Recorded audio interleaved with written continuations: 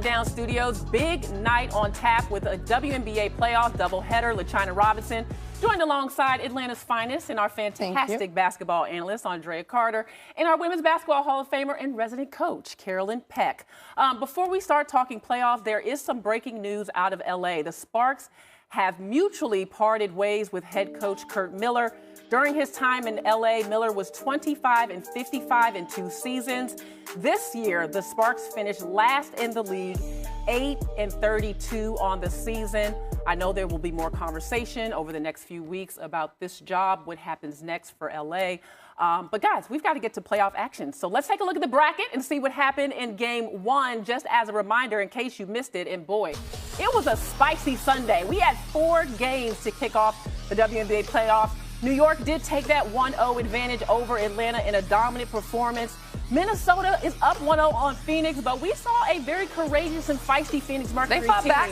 Diana Taurasi said, I ain't done. The Indiana Fever fell to the Connecticut Sun in game 1 of that series, and the Seattle Storm, after a very strong start, fell to the Las Vegas Aces, really in a fourth quarter letdown. We'll get to that a little bit later as well. But guys, I want to start out just with your biggest takeaway when you look at the games in game 1. Well, I think one of the biggest things is depth and having players available and ready to go, and experienced players available and ready to go. For New York, that was Leonie Fiebich. And I know she started some during the season, but for her to be ready to start in her first playoff game, that's huge. And then for the Aces, Tiffany Hayes coming off the bench and playing big. And speaking of Leonie Fiebich, I thought it was the GMs of the WNBA because when you look at who made a difference in all 4 games, whether it's Leonie Fiebich, Tiffany Hayes' acquisition was huge for Vegas. She had 20 points off of the bench. Maisha Hines-Allen was important. And Marina Mabry, she Marina balled Mabry, out, 27 points off the the bench. Come on now. Big, okay, yes. But yes, the GMs did a great job assembling talent. There was great talent that has depth, but they say great players make great coaches. Well, great coaches advance in the playoffs. And so there are some major adjustments that are going to need to be made in game 2 in order to take this to the 3rd round. Well, speaking of coaching adjustments, when we start with this matchup between Atlanta and New York, maybe a big surprise to everyone, Sandy Brondello takes Courtney Vandersloot out of the starting lineup, inserts the rookie, Leonie Fiebich, who had 21 points, but it feels like her impact was beyond that. Carolyn, what impact did she have on this game? Well, it looked like to me Atlanta wasn't prepared for the size that New York went with, because when you look at this lineup of the New York Liberty and you put Fiebich in there, yeah, you have Sabrina Ionescu at 5'11", but you've got Lainey Hamilton at 6 foot, Stewie 6'4", Fiebich 6'4". You've got Brianna Stewart at 6'4", and JJ is 6'6". The length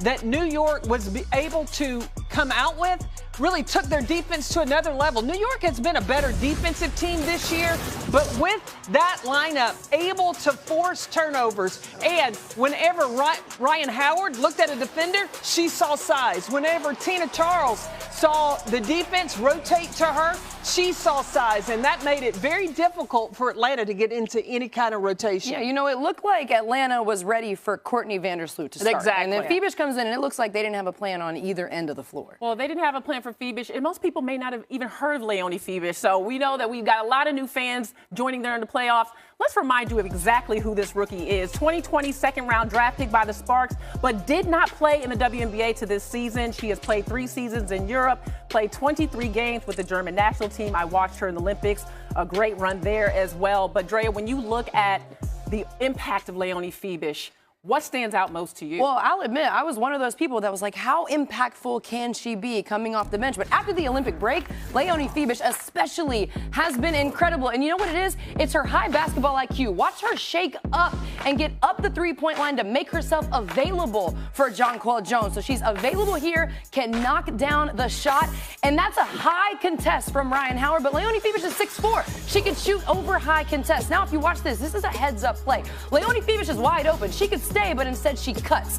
If the defense helps in, Brianna Stewart's going to be wide open for that 3, but the defense doesn't get there in time. So Leonie Fiebich gets the ball. She puts a little English, or should I say German, on the finish because she's from Germany. Okay, so we'll give her a little credit. Germany on the little German on the finish, and then a heads-up play here. High basketball IQ. The side is overloaded. You've got 2 guards on one side, so Fiebich is going to cut through, and she's still playing heads-up basketball because she's going to attack this high foot of Tina Charles. Styles get into the paint. Alisha Gray's eyes are turned. That leaves Benijah Laney Hamilton wide open on the weak side, but that's not it. She delivers the ball where it's supposed to be, and then Fiebich keeps moving. She makes herself available and then has the confidence to knock down the shot. Whether it's her cutting, whether it's her moving on the weak side, moving on the strong side, that high basketball IQ from Fiebich makes her fit right in with this Liberty squad. Well, she's an accurate three-point shooter, 40% from the three-point line. Yep. And again, I remind you, at 6'4", that's a tough matchup for Atlanta. You know what else is tough? Going into this Liberty system, and you've got superstars around you. I talked to the coaches, and they said at first Fiebich was like,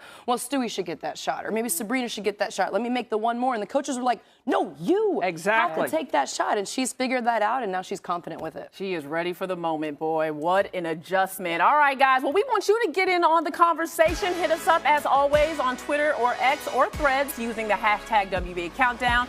Your comment, your question may get into the show, or we might hit you up at halftime. We're not exactly sure. But, yeah, hit us up for sure. We'll be keeping an eye out.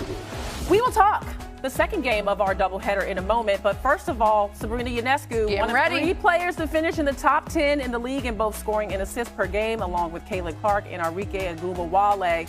And speaking of that second game of the night, the Aces are arriving. Kelsey Plum and company looking to close out and push into the semifinals. I love the fit. Let's take a look at tonight's value player, brought to you by McDonald's. Speaking of value, no one more valuable than the league MVP, A'ja Wilson. On the night she was crowned, she was only 1 for 8 from the field with 4 points in the first half. The second quarter, she didn't even attempt a field goal, but oh boy, in the third, she had 15 points, her most in a postseason quarter in her career, finishing with 21 points on the night. Welcome back to our Countdown studios. LaChina Robinson, Andraya Carter, and Carolyn Peck. I was in Vegas for this game, and I will say Seattle impressed me for 3 quarters. They had the lead headed into the fourth, but as you look at what happened down the stretch of this game, Carolyn, where did the Aces get separation and win this game? Well, the thing that the Aces have, and they kind of flexed, was their experience together. Yes, Seattle's got players that who have playoff experience, but experience together. The core of the Aces have won 2 championships together. They've been in the foxhole together. So when it came to that fourth quarter, they knew how to turn it up. And Becky Hammond putting Tiffany Hayes and Alicia Clark at the end of the second quarter, and at the end of the game in the fourth quarter, that's where the defense turned up. They did not allow a point in that fourth quarter. And between those 2, they had 5 defensive rebounds and 4 steals. That's just amongst 2 players. Wow. So the defense flexing and the experience together, the Aces knew how to close it out. You know, that's the thing that stands out to me as we're watching Tiffany Hayes thrive with this group. Why is she thriving so much with the Aces? Because their roles are defined. Their system is defined. Their system has been tested, not just tested in the regular season, but tested in the playoffs, tested in a finals series. So Tiffany Hayes can come in and she knows exactly what is required of her and exactly what her role is, and we saw it. Her experience and maturity of understanding and accepting a role. Because the majority of Tiffany Hayes' career, she's been a starter. Yeah. So she's like, Becky, hey, whatever you need me to do, I got you. Fourth quarter, great for the Aces. Not so good for Seattle. Post-game, Gabby Williams was still in shock by the run that Vegas went on. What happened in that fourth? What else did you see there, Drea? Well, yeah, it was shocking. We were all in shock. But one, I thought Seattle looked tired. Seattle looked gassed in that fourth quarter. It looked like the first half and the third quarter completely took the life out of them. But two, when you look at Seattle's offense, the first 2 shots they took in the quarter, there was no paint touch. The second 2 shots that they took in the quarter were off-balance shots with no movement. So you're getting at the first 4 or 5 shots, Nneka Ogwumike doesn't even get an opportunity to post up. So I thought they lost themselves just a little bit offensively, and the Aces were rolling. Well, that's where I talk about lack of experience together. With the addition of Skylar Diggins-Smith, Nneka Ogwumike, and Jewel Lloyd, those roles aren't defined when it comes to big-time moments. Where when you have that experience together, you know who you want to take the shot. You know where you want the ball to go. And that plays into it as a player. You get the ball and you're like, oh, should I take this? Should I move it? Should I swing it? But they don't have that defined system, and that affects whether or not you're hitting shots. Well, we'll talk a little bit more about some of this, but Jewel Lloyd only had 6 points in the game. That's something to keep your eyes on. Ezzy Magbagor will be back in the lineup for Seattle, but what stood out to me was paint points. First half, Seattle had 24, Aces 10. Second half, Seattle 6, Aces 30. And you're looking at Jewel Lloyd after the game. So she struggled from the field. She wanted to get out there, get some shots up, hopefully get her confidence up. They definitely could have used her on the offensive end. All right, coming up, we got a special guest, the most interesting woman in the world right now, Leonie Fiebich, making open shots. The Liberty hit over twice as many open shots as the Dream, while the Dream, in fact, New York had nearly as many open makes as Atlanta had total open shots. That is crazy. Speaking of making shots, we now welcome to the show New York Liberty forward Leonie Fiebich. Leonie, thank you so much for taking time to join us. Congratulations on the win in Game 1 and your team high and game high 21 points. But I want to go back. You are minding your business, getting ready for the playoffs, and head coach Sandy Brondello comes over to you and said, you are going to start in your first playoff game, rookie. What was going through your mind at that moment? Honestly, I was really excited to get out there on the floor like from the first minute, and it helps that I have some experience overseas, like international basketball, to play the playoffs, and I know what it takes to play Game 1. Well, Leonie, you definitely looked excited, and your offense was incredible. 7 of 8 from the field. You put up a career high. How would you describe the way you've been able to find your spots in this offense with all these stars around you? Yeah, as you said, it helps to have great players around me. That they found me really well last game. We were just moving the ball and seeking the best shot, and yeah, it went well. Leonie, you are 6'4", and I saw you in Chicago. You are legit 6'4". Moving you into the starting lineup, what does that do for your team defensively? Yeah, I think it's a bit of a nightmare to play against us when we're on in defense. We're so long and versatile, and everybody can defend everybody. So I think it makes it really tough for our opponent. Well, Leonie, we have to let you go, but we know that Atlanta's going to try to counter what you guys did in Game 1. One thing they can't counter, though, is Ellie. Ellie the Elephant, the best mascot in the world. What is the vibe of playoff Ellie right now? At least just fun, you know, whenever you see her, she's doing something. She's dancing, or I don't know what she's doing, but it's just fun to be around her. Thanks so much, Leonie. Good luck tonight. Thank you. No, that point she made about going up against the Liberty defensively, their switchability, their length, those are the type of things that make this New York Liberty team different than last season's New York Liberty team. Well, Atlanta's got to find a way to counter that. And I think that the biggest way to do that, how do you crush size with speed? And they've got that. And I think that maybe Atlanta takes a page out of the Aces book, plays a little small ball, and speed the game up. And what I love is that we said, hey, Leonie, you're starting in your first playoff game as a rookie. And she said, check the international resume. Yeah, okay, right. Period. See Been what I've here, done that.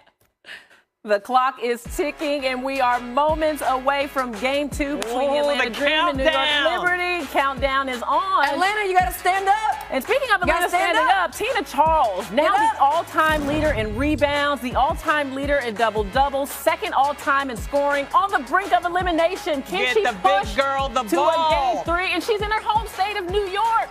Come on, Tina, what you got? Center, including gold medalist Gabby Thomas, looking to take in some of the action. We are moments away from the tip of Game 2 between the Atlanta Dream and New York Liberty. But now, time for tonight's leading scorer, brought to you by FanDuel. Carolyn, Drea, and our researcher Jenny have all picked Breanna Stewart as a leading scorer. I've picked Sabrina Ionescu. Anyone want to make their case? You should make your case, because you're the only one on that side. Listen, Sabrina Ionescu has the eye of the tiger. I know what she looked like in Game 1. She's about to get busy. In game-clinching games is averaging 24 points a game. Come on now, Atlanta doesn't really have a natural matchup for Stewie. Okay, y'all looking at me crazy. We'll see what happens when the game is over. Okay, let's go. Dinner on you. We'll talk about Atlanta. Dinner on you. All right, I do want to go back to the Dream, because they are trying to stave off elimination. How are they going to do it? Because New York looks so dominant in Game 1. Number one, Atlanta's got to have terrific one-on-one defense. You've got to keep New York out of the paint. You also have to keep New York out of getting you into over-rotations, because that's how you talked about the uncontested shots. You can't give New York uncontested shots and then speed up the game. rebound it, and run before New York can get their defense set. Yeah, you said out of the paint. I'm also thinking out of the middle of the floor. The way they operate in the pick and roll, especially at the top of the key, New York Liberty is so dangerous. For me, Atlanta should come out with more energy than any team because their head coach pulled the starters out of the game, played 6 players on the bench in double-figure minutes. I thought she pulled them too soon. So the one thing I'm looking for is a fast start from the Atlanta Dream because they should be rested after getting pulled in the third quarter. And they got to take good shots. Is there a player for the Dream that you feel like has to really carry the load on offense? Because that's where they've struggled all year long. It's really been the offensive end of the ball. Can Jordan Canada, can Tina Charles really make a difference here? Jordan Canada has to be in control of the floor. And she's got to wreak havoc on the head of the snake, Sabrina Ionescu, to slow her down so their offense can't work. And also, Tina Charles got to touch the ball. If you get the ball inside, doesn't mean she got to shoot it, but she got to touch it. That gives shots for Ryan Howard. Oh, I was going to say the touches with Tina Charles on the inside and then movement around her. New York has so much length. You can't stand because they're so long. They're going to close out too easily. You've got to move to get New York on the move so you can get open shots if you're Atlanta. Really quickly, I know that we looked at Atlanta's bench, felt like they didn't get enough off of the pine. Is there anyone that could help them off of the bench as a sub? Maya Caldwell. Okay. Fast and I would go with Maya Caldwell because she's got a lot of speed and she can impact the game on both sides. Well, it's win or go home for the Caitlin Clark and the fever of interest in the WNBA playoffs unshaken by the NFL. Despite competing with the NFL on a Sunday, Game 1 of the WNBA playoff series featuring Caitlin Clark, Indiana Fever, and the Connecticut Sun drew impressive viewership. It's often said that the NFL is America's favorite pastime. With games routinely pulling in over 20 million viewers, a whole day of the week dedicated to the league, and the Super Bowl being the biggest pop culture event in the country, it's fair to assume that football would overshadow almost anything else, including Caitlin Clark and the Indiana Fever. But that wasn't the case, not even when the Fever fell to the Connecticut Sun in Game 1 of the WNBA playoffs. Clark's playoff debut captivated 1.8 million viewers, according to sports media expert Andrew Marchand from The Athletic. To put that in perspective, this match, though not the most nail-biting one, aired during the same time slot as some major NFL games, including part of the Baltimore Ravens' victory over the Dallas Cowboys, a team widely considered the NFL's most prominent franchise. Yet Clark's presence still shone through. This isn't the first time Clark's games have held their ground against football. The Fever's match against the Green Bay Packers and Philadelphia Eagles a few weeks ago also drew over 1 million viewers. What's more, even with the NFL as a rival, the Fever-Sun matchup far outperformed last year's WNBA Finals by a large margin. That series, featuring champions Las Vegas Aces and New York Liberty, averaged 728,000 viewers, already a 36% increase from the previous year. While there's no shortage of evidence of the massive fanbase Clark has brought to the WNBA, it's worth emphasizing that even the NFL hasn't dampened that enthusiasm.